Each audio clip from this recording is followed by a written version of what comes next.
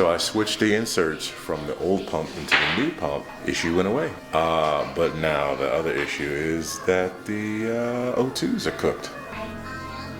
She hates my car. She likes my car. Don't. Yes, she does. She hates every car that I drive. Because they break down. They are not broken. There is a difference between an intermittent issue and being broken down. How many issues has Black Mike had? Black Mike doesn't leave the garage much. So of course Black Mike's not gonna have issues if Black Mike stays in the garage. Got him! Moving right along. That's a rare sight right there. Black Mike actually outside of the garage. And there's Black Mike's owner, my wife, who likes to talk crap about my car. Welcome back to the vlog, welcome back to the channel. So yeah, as I was stating earlier before my wife interrupted and basically to try to dog my car because she doesn't understand the whole realm of there she is talking all that crap.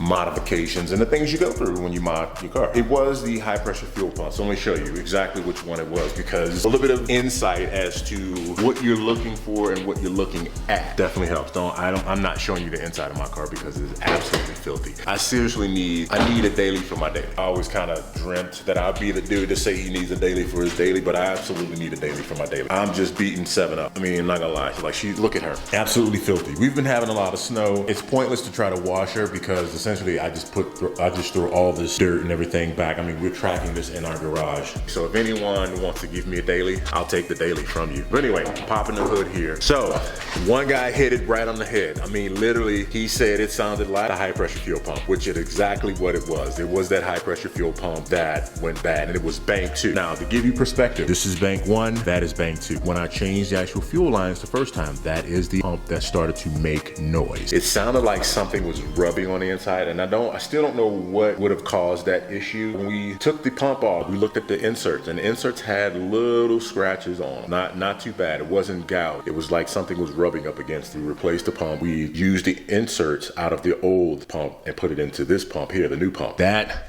essentially fixed the issue. So no more hard start. The thing fires right up, no issues whatsoever. But like I stated in the process, the O2 sensors on bank 1 and bank 2 upstream are going out. That's another thing that I get to replace. I'm hoping only to have to replace bank 1, bank 2 upstream our O2 sensors.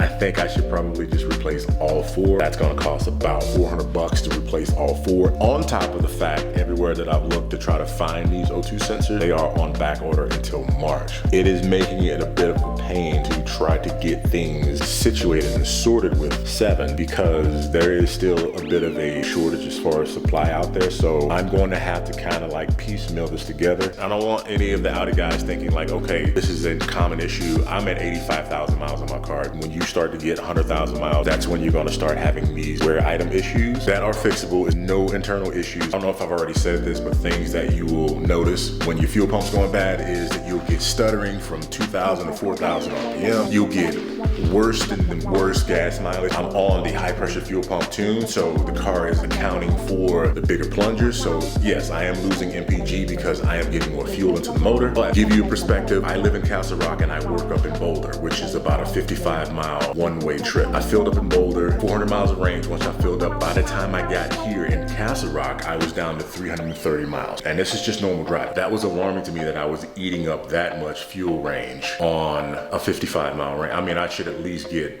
double that, but I wasn't getting that. It was just dumping fuel into the motor, which I could smell on the inside of the car, and I'm pretty sure the people that were behind me could smell it coming out of my tailpipe. If you're having the high pressure fuel pump issues, you definitely want to address that sooner than later, because another thing that you'll smell gas fumes in oil. What happens is that when that high pressure fuel pump starts to go bad, it starts to seep fuel actually inside your oil. And what happens when you mix gasoline, you basically compromise the viscosity of your oil. You can get complete motor seizure. Now, I'm not saying that that'll happen overnight. This is just prolonged exposure to gas getting inside the oil, thinning out your oil, and causing issues that can lead to catastrophic failure. So yeah, man, quick video. Wanted to give you an update, what's going on. I know you guys are wanting to know. I know a few guys are, one in particular, what's up with you, wanted to know, I wanted a picture of the wheels that I'm selling. I was gonna dig it out, but it's too much digging. So, and yeah, I don't really have the time nor the patience to do that right now. So here's a picture of the wheels that I'm trying to sell. And I did, now mind you, those tires are bad because, you know, I had a bad camber and it wore inside. You saw it on a previous video, but I did get a set of Pirelli P0s.